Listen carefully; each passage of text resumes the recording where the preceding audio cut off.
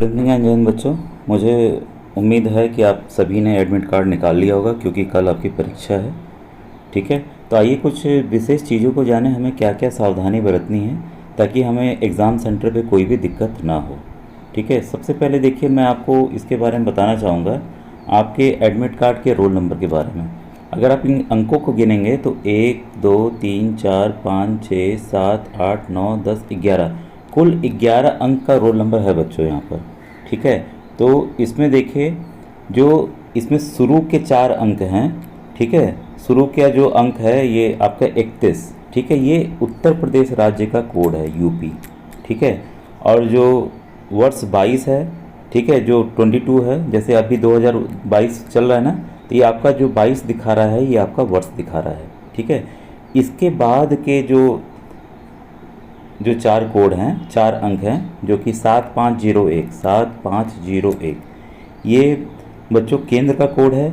और जो आखिरी 3 अंक हैं वो रोल नंबर के खाने में लिखने होंगे, अर्थात इकाई दहाई सैकड़े के अंक से रोल नंबर लिखना है। तो देखिए आपका रोल नंबर एक्चुअल में देखिए इस बच्चे का तो 084 है, आप में अलग होगा। ठीक है, तो इस तरह से है, जो असली रोल नंबर आपका है ये 084 है, इकाई दहाई सैकड़ा। ठीक है, तो 31 आपका यूपी का कोड हो गया, 22 वर्ष हो गया, 7501 सेंटर का कोड हो गया। देखिए बच्चे का सेंटर कहाँ पड़ा है, राजकीय बालिका इंटर कॉलेज मलदहिया वाराणसी।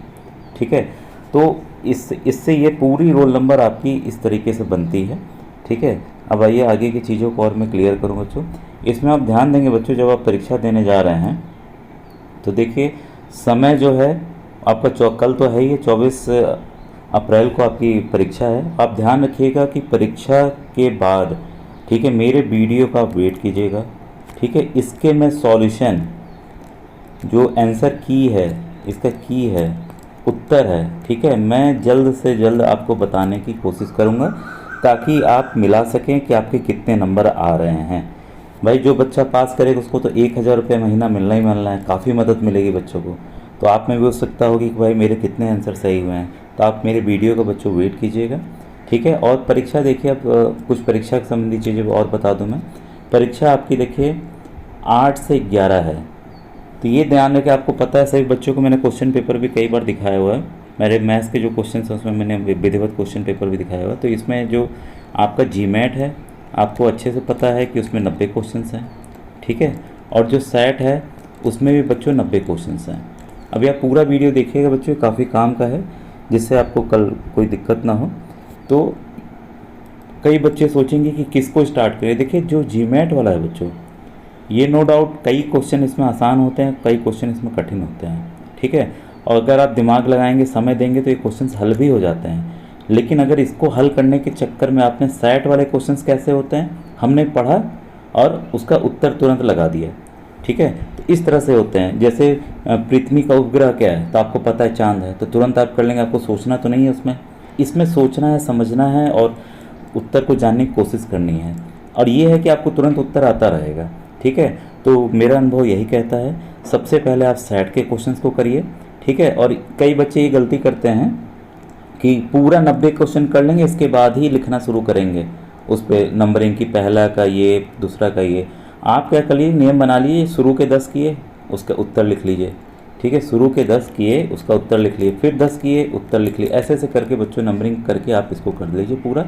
नहीं भी आ रहा है तो देखिए, नहीं जो आता नहीं होगा वो आप उसको कर ही नहीं पाएंगे। मान लीजिए किसी बच्चे को पता ही नहीं है कि ये हमारे देश की राजधानी क्या है, तो भाई तुक्का ही मारना है उसको। ठीक है, तो आप उसका उत्तर लिखते चलिए उसी समय। ठीक है, उसके लिए आप वेट नहीं करेंगे। लेकिन जीमैट में आपका क्या है, आप सोचेंगे समझेंगे तो प्रश्न आपके आ सकते हैं।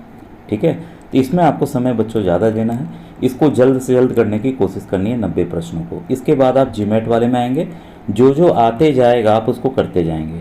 ठीक है, आप उसको करते जाएंगे, जो नहीं आएगा आप उसको गोला बनाते जाइए, क्योंकि हो सकता है बाद में आपके पास ज़्यादा समय बचे तो आप उन सवालों को हल करने की कोशिश कर सकते हो। सवाल आपका सही हो जाए तो तुक्का इसमें नहीं लगाना है, इसमें तुक्का तब लगाइएगा जब लगे कि हाँ समय कम बचा, अब आ ही नहीं रहा है प्रश्न, तब आप लगाएंगे बच्चों। ठीक है, क्लियर हुआ होगा आपको। और आप लोगों को थैंक यू मैं कहूँगा कि आप मेरे वीडियोज़ रेगुलर देख रहे हैं। अब आइए कुछ चीज़ें और मैं क्लियर कर दूँ बच्चों, इसमें ध्यान दीजिएगा कि आपको देखिए बच्चों को एग्ज़ाम सेंटर पे अपना देखिए क्या क्या ले जाना है। ठीक है, ये बहुत इंपॉर्टेंट है। एडमिट कार्ड तो भाई ले ही जाना है, ठीक है, अपना एडमिट कार्ड जो है आपको ले ही जाना है। साथ में देखिए आप सभी बच्चों ने आधार कार्ड लगाया हुआ है, ठीक है, आधार कार्ड आप अपने साथ ले जाएंगे, या तो अपने स्कूल की अगर आपको आईडी मिली होगी तो वो ज़रूर ले जाएंगे, ठीक है। और सबसे ज़रूरी नीला या काला बॉल पॉइंट पेन अवश्य ले जाएंगे, क्योंकि इसी से आपको लिखना है, जो भी काम करना है इसी से करना है, ठीक है। और आप पानी की बोतल ट्रांसपेरेंट वाली जो आर पार पारदर्शी वाली होती है वो ले जा सकते हैं साथ में।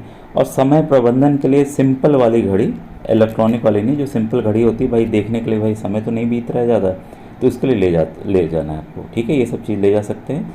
और आपको अच्छे से पता है कि 3 घंटे में आपको 180 प्रश्न करने हैं, 3 घंटे में 3 आवर में आपको 180 प्रश्न करने हैं, ठीक है। और अगर शुरू के आप 90 प्रश्न कर लेते हैं तो तुरंत आप उसको बाकी का आप शुरू कर देंगे और OMR को सावधानीपूर्वक भरेंगे। और ये एक चीज़ ध्यान लीजिए, बाई चांस मान लीजिए आपका उत्तर आपने गलती से गलत लिख दिया, ठीक है, गलत लिख दिया आपने उत्तर, तब आप बिल्कुल भी वहाँ पर वाइटनर का, ब्लेड का, खुरचने का, रबड़ का ओवर राइटिंग ही नहीं, इसको ज़बरदस्ती से हम 3 से 4 बना दें या कुछ कर दें, ये सब आप बिल्कुल नहीं करेंगे, ठीक है। वो सावधानीपूर्वक आप अपने OMR सीट को भरेंगे, खाने के अंदर ही लिखें, ठीक है। और आपने प्रयास कर ही लिया होगा, नहीं प्रयास किया है तो OMR वाला आप मेरे वीडियो है उसको आप ध्यानपूर्वक देखिए, आपको सब चीज़ें समझ में आ जाएंगी कि कैसे OMR भरना है, ठीक है। और कुछ समझ में नहीं आए तो वहाँ पर जो कक्ष निरीक्षक हैं उनसे भी आप पूछ सकते हैं कि सर हमें ये चीज़ें समझ में नहीं आ रही बताइए, तो आपको वो बता देंगे, ठीक है। अब देखिए यहाँ दिया हुआ, अब मैं इसको पढ़ दे रहा हूँ। एक तो आपको समय के पहले पहुँचना है, ठीक है, आधा घंटा पहले पहुँचना है, आप कोशिश कीजिए पहले ही पहुँचने का, ठीक है। और जहाँ स्थान आपका रोल नंबर है वहाँ बैठना है, ठीक है। कैलकुलेटर, गणितीय टेबल किसी भी प्रकार का आपको कक्ष में ले जाना अलाउड नहीं होगा बच्चों, ठीक है। अब देखिए इसमें साफ साफ दिया दो भागों में है, लेकिन दोनों भाग आपको पेपर एक साथ मिलेंगे, ये मत सोचिएगा एक अलग से मिलेगा एक पहले मिलेगा, ठीक है। जो मानसिक योग्यता है जिसमें 90 बहुविकल्पीय प्रश्न पत्र होंगे, और बाकी जो सेट वाला, ये तो आपका GMAT हो गया, जो सेट वाला पेपर आपको पता है उसमें 35 विज्ञान के, 35 सामाजिक विज्ञान के, 20 गणित के प्रश्न आएंगे, ठीक है। तो इस तरह से बाकी चीज़ें हम बच्चों डिटेल जानते हैं, मैं ज़्यादा आपको समय नहीं नुकसान चाह रहा हूँ, जो मेन पॉइंट्स वो बता रहा हूँ। देखिए प्रत्येक प्रश्न के लिए 1 अंक निर्धारित है, ऋणात्मक अंकन नहीं, ये सबसे इम्पोर्टेंट बच्चों, ठीक है। जो मैं बता रहा था, कोई भी नेगेटिव मार्किंग नहीं है, बाई चांस आपका सवाल गलत हो जाता है तो आपके नंबर उसमें नहीं कटेंगे। कई एग्ज़ाम्स होते हैं बच्चों जिसमें नंबर कटते हैं, तो इस एग्ज़ाम में ऐसा कुछ भी नहीं है, नहीं भी आता रहेगा आप उसका उत्तर ज़रूर लिखेंगे, ठीक है। अब देखिए एक और इम्पोर्टेंट, उत्तर पत्रक अथवा प्रश्न पत्र पुस्तिका में किसी भाग पर अपना नाम लिखना नहीं होगा, ठीक है। और ये देखिए दिया हुआ नीली या काली बॉल पॉइंट का प्रयोग करना है, ठीक है।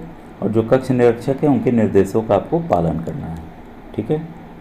अब देखिए यही बस मैं बताना चाह रहा था आज के लिए, और मुझे उम्मीद है बच्चों ये आपको वीडियो काफ़ी पसंद आया होगा, और कल के वीडियो के लिए इंतज़ार कीजिएगा मेरा। और कैसा गया पेपर आप इसको ज़रूर कमेंट सेक्शन में लिखिएगा कि आपके कितने नंबर सही हुए हैं, और या जो मैंने मॉडल पेपर आपको बताया है उसमें से कौन कौन से प्रश्न आए हैं बच्चों, ठीक है।